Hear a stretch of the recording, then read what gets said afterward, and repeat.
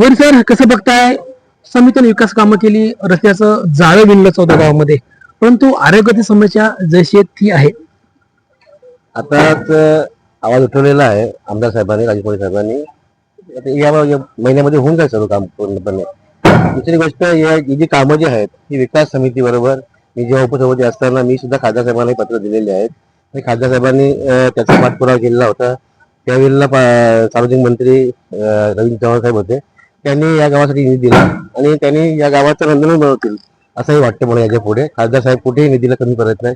आणि आमचे आमदार साहेब तुम्हाला माहितीच आहेत की धरड जे आमदार साहेब आहेत आमचे मोरे साहेब, ते काय मागे पुढे बघणार नाहीत. या येणाऱ्या महापालिका निवडणुका झाल्यानंतर या 14 गावचं नंदनवन करून टाकतील ते.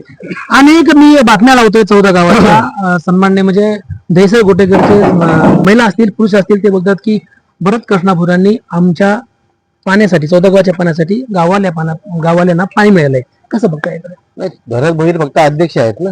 त्याच्याबरोबर गुरुनाथ लक्ष्मण पाटील, लक्ष्मण जाधव आहेत.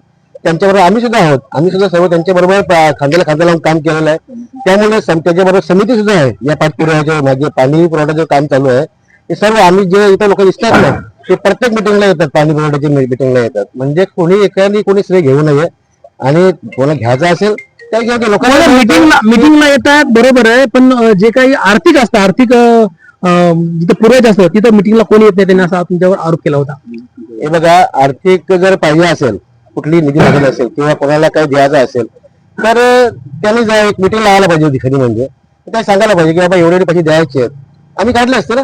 काढू याच्या पुढे सांगा कोणी आम्हाला की इथे पैसे टाकायचे, आम्ही टाकायला तयार आहे. आणि त्यांनी पाठीमागे मिटिंग लावली होती पाण्यासंदर्भात, पण त्या दहिसर गोटेकर पाणी पुरवठा समितीमध्ये कोणी उपस्थित राहिले नाही असं त्यांचं मत होतं. आम्हाला तर पत्र होतं त्या वेळेला. किसन जाधवने, आमचा युवा प्रमुख किसन जाधव आहे, गणेश जपाल आहेत आमचे, त्यानंतर लक्ष्मण पाटील आहेत. याही जर बोलले असते आम्हाला तर आम्ही 100% आलो असतो. आम्हाला पत्र आम्ही कसं काय येणार?